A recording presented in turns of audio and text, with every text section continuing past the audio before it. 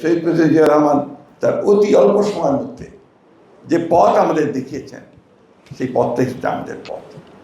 আমার এখনো মনে আছে শহীদ প্রেসিডেন্ট জিয়া রহমান সাহেবের যখন জানাজা, অভাবিত লক্ষ লক্ষ মানুষ যে কথা বলেছেন যে কেঁদেছে, ডক্টর মুস্তাক বলছে তা আমার মা কেঁদেছেন, উনিও কেঁদেছেন, আমরা সবাই কেঁদেছি।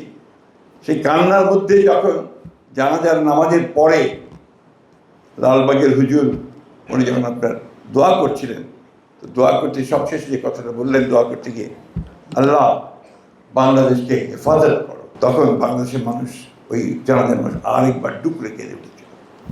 এই জন্যে জিয়াউর রহমান বাংলাদেশের স্বাধীনতার সার্বভৌমত্ব, তার অস্তিত্ব যেন একাকার হয়ে গিয়েছিল। পাঞ্জাবের জগতে একটি বিশ্বস্ত নাম শাবাব এথনিক ওয়্যার।